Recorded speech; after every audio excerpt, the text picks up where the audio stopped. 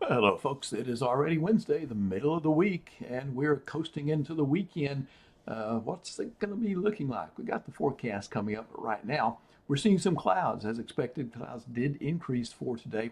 Now, most of this is high level clouds, about 20, 30,000 feet above the surface, but we see some lower clouds as well. Maybe cloud base is about a mile high there from Rapides Regional Medical Center. Now let's check out another cam over into LaSalle Parish with Gina. Likewise, seeing some of those high clouds as well as some of the lower clouds in that direction. That's been the pattern over Central Louisiana for today. So coming up, dry air is on the way, and that will get rid of the clouds, and it will get rid of that humidity that you've been feeling lately. And I'll have a tropical update for you. A couple of things that we're watching down there. So let's go into the first thing, local radar, where we still see some hit and miss showers across the area. Glad I had 10% in for today, folks. There it is. And looks like the best coverage right now is along into to the north of Baton Rouge, between there and Wilkinson County, Mississippi. And that is moving toward the west and southwest there. I suppose maybe that could work into St. Landry Parish in the not too distant future. But again, I think with the loss of daytime heating, it'll kind of put an end to this stuff as well. Some of it's heat activated. Looking at the upper level flow coming in from the west here in the area, but we still see that very active tropical situation in the eastern Pacific with two systems, another one fixing to develop. Watching this little disturbance there in the southwest Gulf of Mexico. That will move into Mexico, southern Mexico, central Mexico later tonight. And I don't think it's going to develop certainly after that. And I don't think it's going to develop before that either. And then we got Jerry way out there on the Atlantic side. And so for October, as you continue to hear me say, we got to keep our eyes on the Gulf and the northern Caribbean. So futurecast, not much happening through 8 o'clock. I think things will pretty much be dissipating by then. Once we get into your morning commute, no issues there. Should be a mostly sunny start for you. And temperatures will still in the 60s though.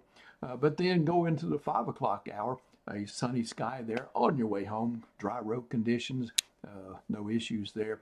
And then Friday, likewise for your morning commute, no issues there. And certainly Friday evening football looks great as well. So beautiful weather pattern for outdoor activities coming up through the weekend and even beyond. Let's check out Tropical Storm Jerry out in the western part of the tropical Atlantic. Right through there you see it moving to the west, northwest, then the northwest and north, and then north-northeast.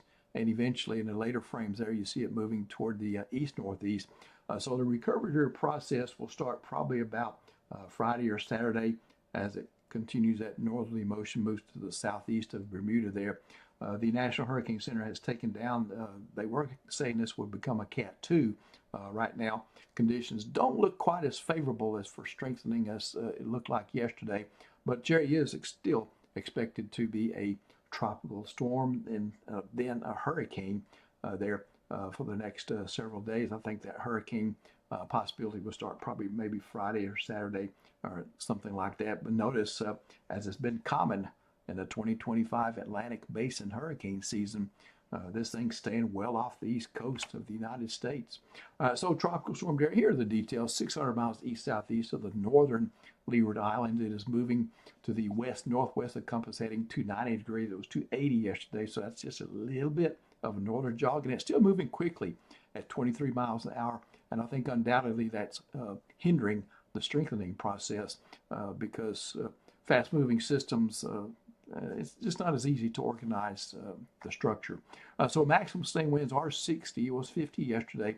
Central pressure 29.53. That's down from I think 2060 something yesterday, but that's not a big drop.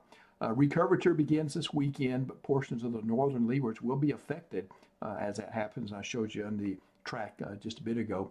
Slow strengthening with Jerry becoming a hurricane Friday or Saturday is certainly still in the forecast. Let's get back home and look at our 7-day forecast in detail. Thursday, I'm calling for the front to really, you notice kind of a northerly breeze today, but that will continue for tomorrow. I think the actual front with the drier air will be moving in for Thursday.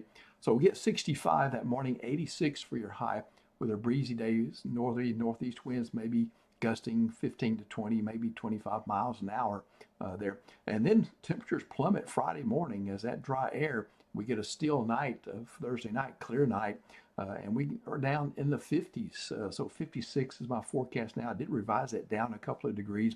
84 for the high Friday, mostly sunny day, a mostly sunny Saturday. You see very little change in temperatures there. Sunday, little change in temperatures, pretty much full-time sunshine all the way through the middle of next week, folks. During the day, clear skies at night. And so, again, this is one of those patterns that we can get this time of year where we have the warm days, but the humidity is pretty much non-existent and mornings are comfortable.